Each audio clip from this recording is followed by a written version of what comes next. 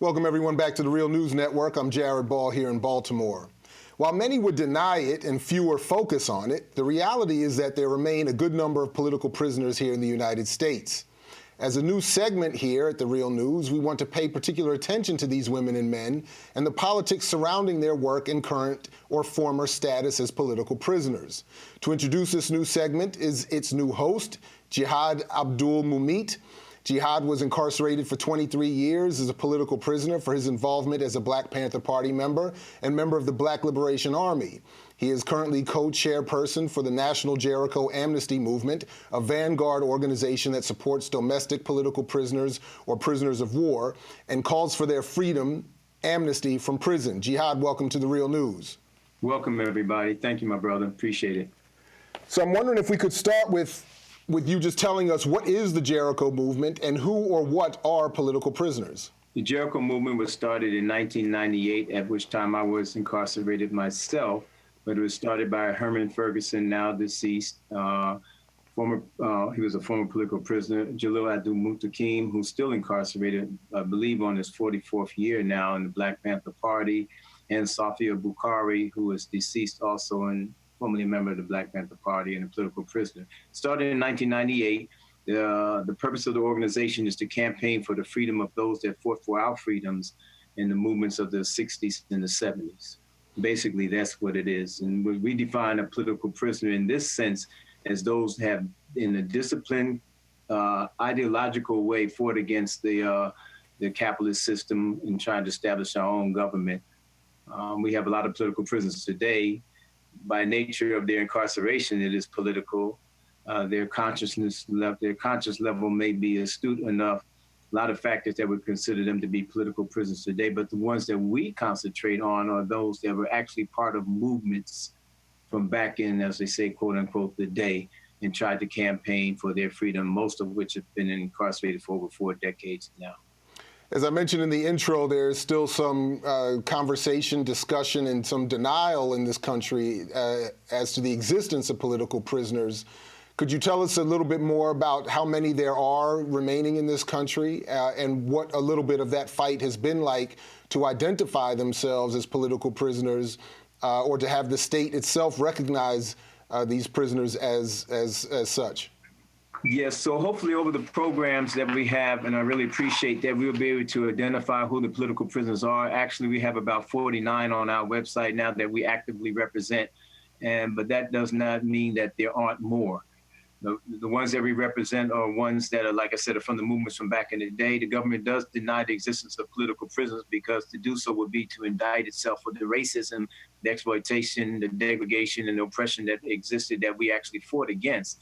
Same conditions that pretty much exist today with the police brutality. We see young Black youth being shot down the street. You know, the origin of the Black Panther Party was to monitor and help people to defend their communities against this very same thing.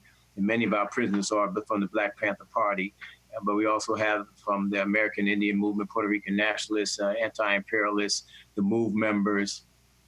And so, but the government denies this is a very big challenge now, given the span of 4 decades, in a population that hears little about these prisoners, but it's very important to link our freedom fighters that are incarcerated now with the movements that exist now, because what is the movement if we don't know our own roots, where we come from, our challenges, our successes, what the enemy did in opposing us? Because if we don't know this, then I guess we won't know what's coming through the front door tomorrow in our efforts today. At his trial, the judge, formerly known as Anthony Bottom, but as Jalil Muntaqeen, as you mentioned, the judge said that he recognized that Jalil and others saw themselves as prisoners of war, and that the judge then said that we, meaning the state, would then treat you all as such. He acknowledged this status or claimed status of prisoners of war. Could you talk a little bit about what that means to be a prisoner of war, in addition to or separately identified as a political prisoner? Right. A prisoner of war, one that actually took up arms to fight against oppression or fight against an entity, fight against the government, in an attempt to gain the liberation of the people. And Jihad Abdulmumit and other political prisoners definitely identified themselves as being POWs. But when it's such a blast of a contradiction, the government says, oh, okay, we will treat you as such. Well, okay, we will treat you as such mean that at this day and time, 4 decades later, treating them as such would mean that under the United Nations Human Rights Declaration, they should be freed now, because to treat them as such means to acknowledge the conditions that they fought against, these being real conditions, given a span of 4 decades now, that they should be freed, assuming that these conditions have changed. And we've challenged this on the international arena many, many times over the years in the United Nations and in Switzerland and elsewhere. So yeah, the government is just a lying. They don't treat them as such. Political prisoner of war would be freed like any other country is freed of political war when those conditions have been, or those contradictions in society have been resolved. Jihad, just very quickly, I know that some of the critique of the claim that there are political prisoners in the United States is that all of the people that are usually identified as political prisoners have been officially convicted for some sort of crime, not political activity.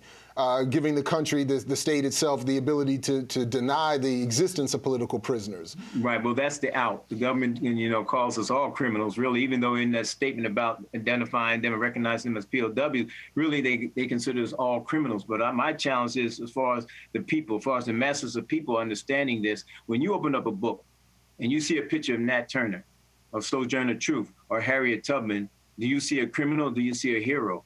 However you answer that question is how you see us. Because the government would identify all of us as criminals in our fight for freedom, particularly when we fight staunchly and picking up weapons to defend ourselves. You kick a dog long enough, they're going to fight back. It is our right for self-determination and self-defense to fight back when genocide, in which we'll be talking about as the programs continue, is being exacted upon our people. And that is exactly what has been done over the centuries from the time we've been brought here from West Africa up until this very moment. Well, Jihad Abdulmumit, we look forward to your forthcoming reports, and we thank you very much for joining us here at the Real News Network.